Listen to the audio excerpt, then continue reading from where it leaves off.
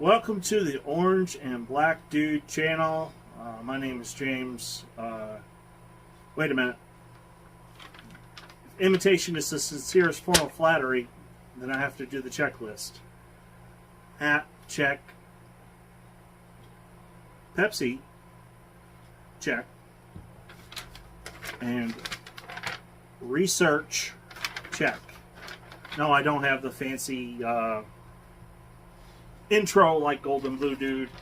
Although if you haven't checked out Golden Blue Dude's channel, it's worth watching.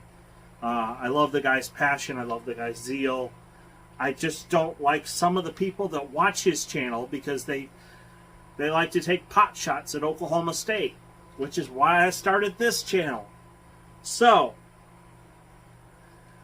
during the last video, I mentioned Mike Gundy's record. So I thought I should compare what Mike Gundy has done over the last 15 years to some of the other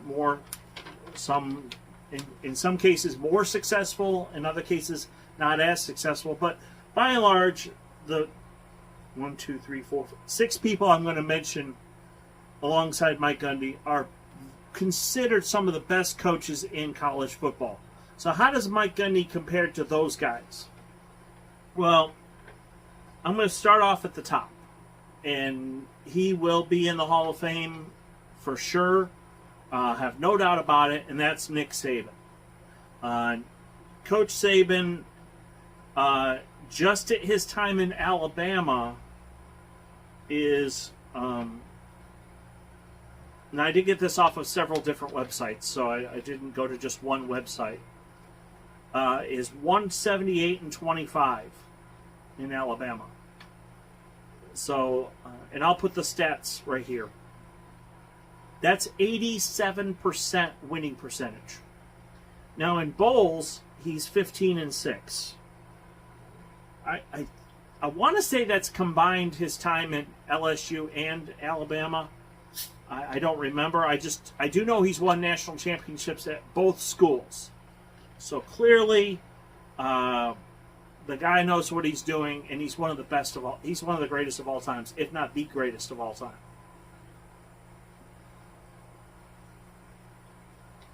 Trying to stay away from sugar. Golden Blue Dude has a Pepsi. I grabbed a Pepsi Zero just because I have diabetes in my family, and I like my feet. Anyway, so Nick Saban, clearly one of the best. His bowl winning percentage, though, is 71%. And I want you to remember that later on. Now, the next coach I looked at was Dabo Swinney. He's won 2 national titles. He's been at Clemson for 15 years and is 150-36, which gives him an 80% winning percentage. 80.6.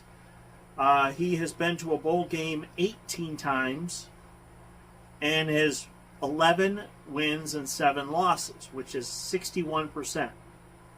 I want you to remember that later on when we compare to Coach Gundy. Now, Jim Harbaugh.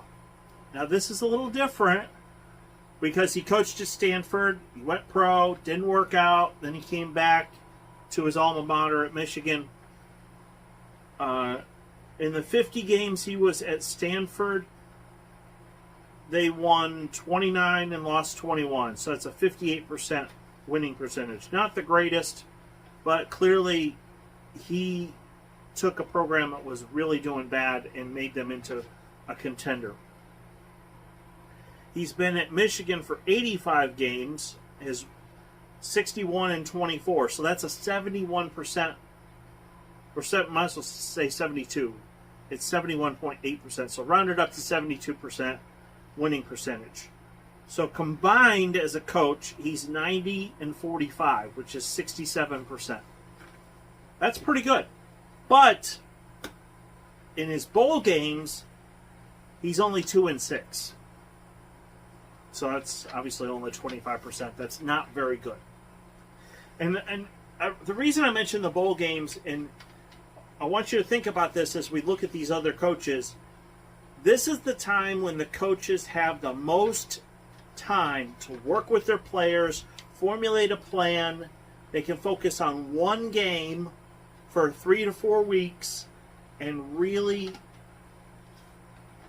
show what they can do as a coach, I believe. Strategy is key. And so, and remember, it's the end of the semester for your college players. So they're not having to go to class. They can focus just on that one game. So Ryan Day at Ohio State, up-and-coming coach, doing a fantastic job. I mean, he's only been at Ohio State a couple years, but he's already 34-4. That's an 89% winning percentage. That's impressive. Big 12 opponent, or not Big 12, Big 10 opponents, he's 23-1. That is impressive. In bowls, unfortunately, though, he's 2-2. So that's only a 500 winning percentage in bowls. So now, get a little bit closer to where I'm currently living. I'm in Texas. I may be moving back to Kansas City. Daveranda at Baylor, who I'm pleasantly surprised stayed at Baylor instead of taking a more high-profile job. Yeah, he got a raise, but if he was in it for the money, he would have jumped ship and went somewhere else. So, good for him. Anyway, I do want to warn the Baylor fans. Daveranda is a Texas Tech grad. So it would not surprise me if maybe in a couple of years he decides he wants to go back to his alma mater. I'm not making a prediction. I'm just saying that's a real possibility. Now, granted, Dave, his first year was COVID year. He only went 2-7, but I mean, this last year they went 12-2. So overall, he's 14-9. He has a 60% winning percentage. Obviously, he's only been to one bowl, but it was the Sugar Bowl, and he beat Ole Miss. So that was really impressive. Now, this next guy I want to talk about, before we get to Coach Gundy, I'm going to mention one more coach, and that's Brian Kelly. And I have to admit, I had this perception about him because he left Notre Dame and went to LSU that he's basically a hired gun and he doesn't stay anywhere very long. And I don't know why I thought that, because, now granted, he was only at Central Michigan for 3 years. He was at Cincinnati for 4 years, but he was at Notre Dame for 12 years. So I'll admit when I'm wrong, and I was wrong about this guy. So he really did try to make things work. Now, Central Michigan, he was there for,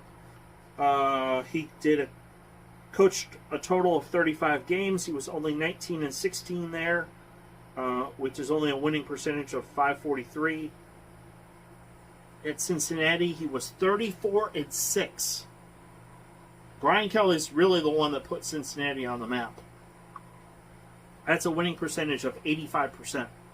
That's impressive. At Notre Dame, he was 113-40, which is a winning percent, which is 74%.